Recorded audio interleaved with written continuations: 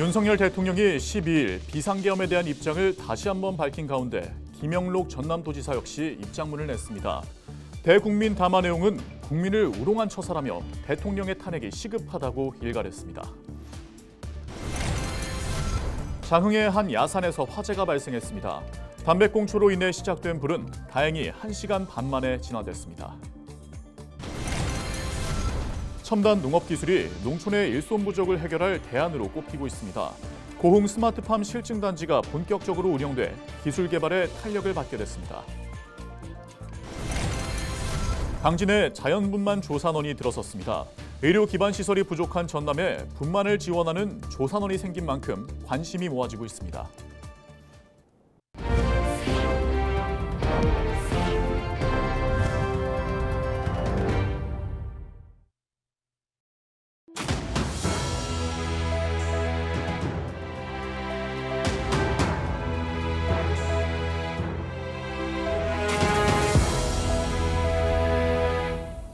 시청자 여러분 안녕하십니까? 헬로티비 전남 뉴스입니다. 윤석열 대통령이 12일 비상계엄에 대한 입장을 밝힌 가운데 김영록 전남도지사가 입장문을 내고 탄핵이 시급하다고 강조했습니다. 김 지사는 일부 보수 유튜버의 허위 사실과 편협한 주장을 방패 삼아 고도의 정치 행위라는 핑계로 여론을 호도하고 국민을 오도하려는 대통령의 얕은 수에 통탄을 넘어 분노가 치민다고 밝혔습니다. 대통령은 대국민 담화를 통해 스스로가 반국가, 반헌법 세력임을 자인했다며 탄핵의 시급성과 당위성을 확실히 확인시켜 주었다고 비판했습니다. 대통령을 내란범으로 즉시 체포해 한시라도 빨리 탄핵시켜 위기에 처한 대한민국과 우리 경제를 구해야 한다고 덧붙였습니다. 윤석열 대통령이 추가로 내놓은 대국민 담화에 대해 비난의 목소리가 잇따르고 있습니다.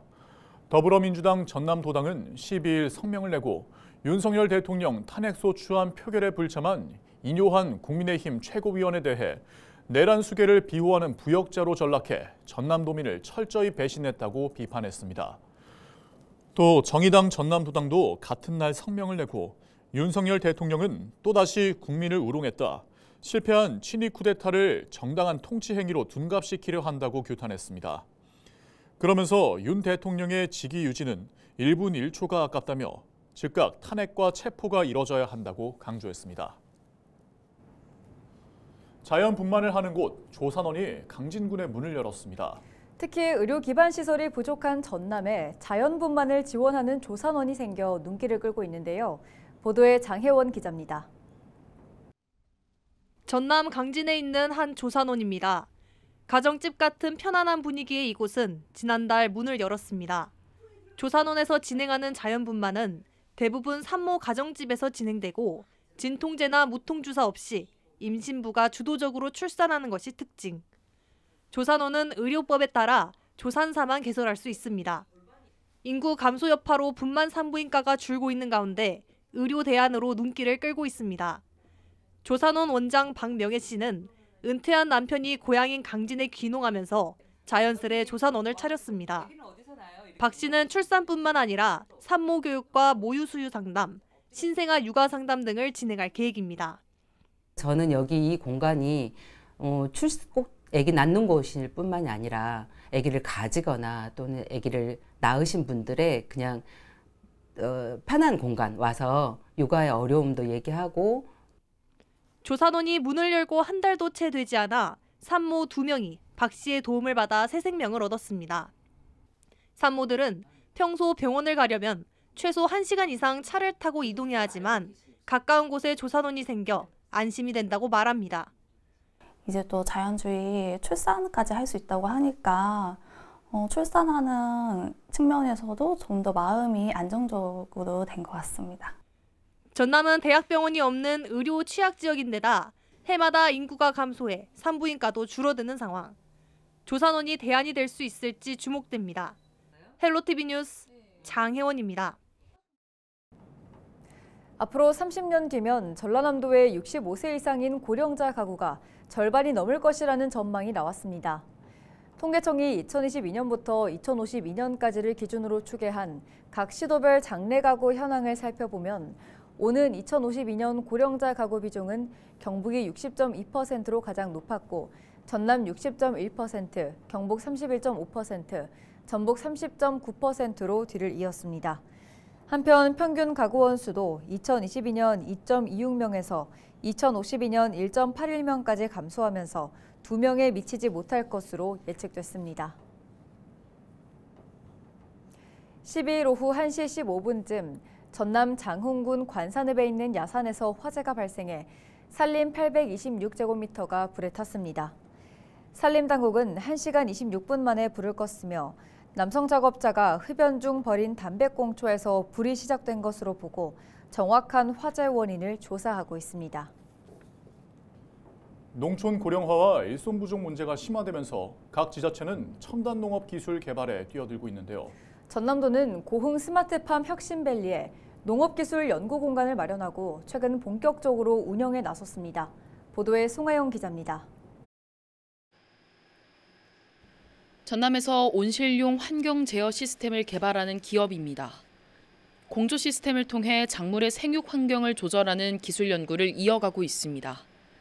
그런데 이 기업, 그동안 마땅한 실증 공간을 찾지 못해 애를 먹었습니다. 개발 단계의 기술을 반영할 농가를 섭외하기 어려울 뿐더러 국내에 대규모 스마트팜 시설이 적었기 때문입니다. 이런 가운데 지난 6월 마침내 연구에 적합한 환경을 찾았습니다. 고흥 스마트팜 혁신밸리 실증단지에 입주하기로 한 겁니다.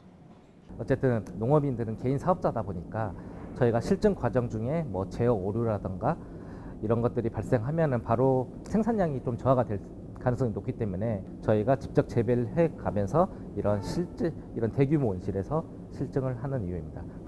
고흥 스마트팜 실증단지는 축구장 3개를 합친 면적의 온실과 노지로 구성돼 있습니다. 스마트팜 기술을 개발하는 기업들이 제품 개발과 성능을 분석하기 위한 실험 공간으로 활용할 수 있습니다. 지난 6월부터 12개 기업들이 입주한 상태로 작물 병해충 예방을 위한 미생물 개발 등 연구가 진행되고 있습니다. 전남도는 입주 기업들을 대상으로 연구 활동비를 비롯해 시제품 제작과 박람회 참가 등을 돕고 있습니다. 앞으로 상용화 기술이 개발될 경우 지역 대표 농가를 선정해 시범적으로 공급한 뒤 신기술 보급을 확대해 나갈 방침입니다. 개발된 설비나 장비들에 대해서는 1에서 2년 정도는 시범 사업으로 공급을 할 거고요. 그리고 저희가 본 사업으로 확대를 해서 드론이라든지 농업용 로봇들에 대한 보급을 확대해 나갈 계획입니다. 미래 첨단 농업 기반을 마련하기 위해 구축된 고흥 스마트팜 혁신밸리 실증단지. 농업이 안고 있는 문제를 획기적으로 해결할 수 있는 다양한 기술이 개발될 기회의 공간으로 거듭날 수 있을지 주목됩니다.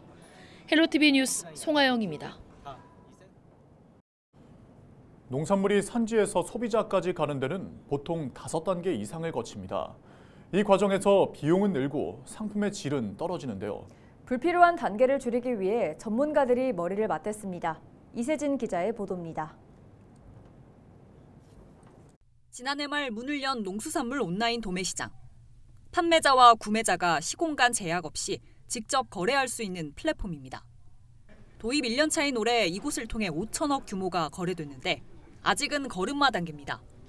농산물 유통구조 개선 방안을 찾는 공청회에서도 지금의 온라인 도매시장에 한계가 있다는 지적이 나왔습니다. 규제 샌드박스 가지고 겨우 운영하고 있는데 빨리 국회에서 제정을 해주는 게 가장 중요한 것으로 보입니다. 두 번째는 온라인 도매시장에는 여러 사람들이 판매자, 구매자가 되고 있거든요. 다양한 거래 방법들이 동원돼서 거래를 효율화시켜야지만. 이날 공청회에서는 직거래 장터를 활성화하는 방안도 논의됐습니다. 운영 주체를 확대해 생산자와 소비자의 참여를 늘려야 한다는 전문가 제언이 이어졌습니다.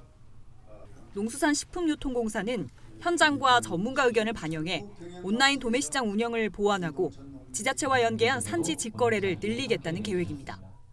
생산자, 소비자 모두가 이익을 볼 수 있는 방법이 이 6단계, 5단계를 줄여서 2단계, 3단계 또는 직거래 이것을 이제 제도화해서 하자는 것이 저희 취지고 공청회의 목적입니다. 공청회를 주최한 정치권에서도 정책적 지원을 약속했습니다. 국회 농림축산식품해양수산위원으로서 오늘 공청회에서 논의된 다양한 의견과 제언을 바탕으로 함께 해결책을 모색하기 위해 최선의 노력을 다하겠습니다. 농민은 제값을 받고 소비자는 부담을 더는 것이 유통구조 개선의 궁극적 방향. 농촌과 물가, 두 마리 토끼를 잡는 개선책을 마련하고 또 활성화하는 것이 남은 과제입니다. 헬로티비 뉴스 이세진입니다.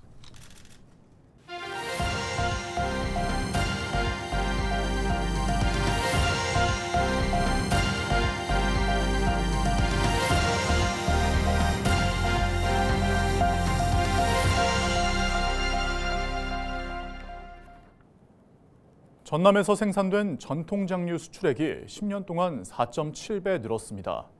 전남도는 11월 말 기준 전남 장류 수출량은 3,195톤으로 734만 2천 달러에 달한다고 밝혔습니다. 품목별로는 고추장이 8.5배 늘었고 간장 수출량이 3.9배, 된장은 1.6배 증가했다고 설명했습니다. 수출 대상국도 미국과 캐나다, 영국 등 36개 국가로 확대됐다고 덧붙였습니다. 전남도는 기업의 소스 개발과 포장 디자인 제작을 지원해서 세계인의 입맛을 사로잡는 데 일조하겠다고 설명했습니다. 전라남도의회가 특별자치도 설치와 관련해 추진 상황을 점검했습니다.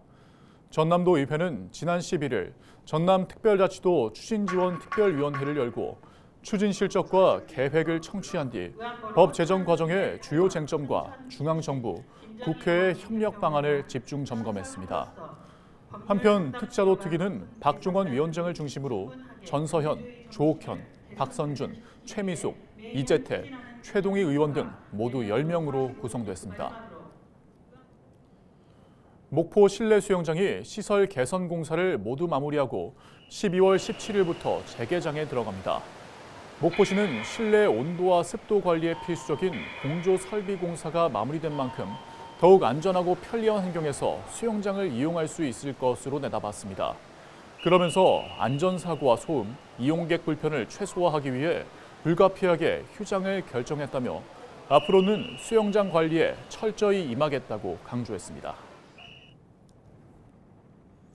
해남군이 내년도 주요 역점 사업에 대한 국도비 예산에 대해 역대 최대 규모인 3,595억 원을 확보했다고 밝혔습니다.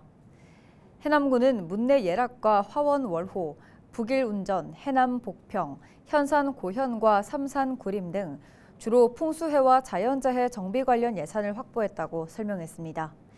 해남군은 내년 정부 예산 증액이 불투명한 상황에서 최대 규모의 국도비 확보는 지역 성장 동력 마련에 큰 힘이 될 것이라고 강조했습니다. 강진군이 오염물질을 제거하고 생활용수로 사용할 수 있는 강변 여가수 개발 사업에 나섭니다. 강진군은 전남도 2025년 신규 사업에 선정돼 사업비 118억 원을 들여 강변 여가수 개발 사업을 추진하고 내년 1월부터 실시 설계 용역을 추진할 계획입니다. 강변 여가수는 하천 주변의 모래층을 자연 여과막으로 활용해 오염물질을 제거한 다음 생활용수로 사용해 기존 수돗물 취수원에서 발생하는 오염을 대체할 수 있는 것으로 전해졌습니다. 순천시가 지역 민생안전대책회의를 열었습니다. 순천시는 정치, 경제적으로 어수선한 상황 속에서 지역 경제를 안정화시키기 위해 민생안전대책반을 구성하고 22개 부서 국장과 과장이 참석한 가운데 민생경제 회복과 취약계층 돌봄 강화, 동절기 시민안전 대책을 논의했다고 밝혔습니다.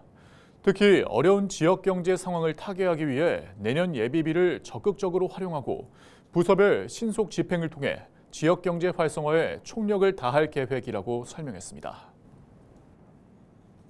여수시가 지역기업 3곳과 지역민 우선 채용 협약을 체결했습니다.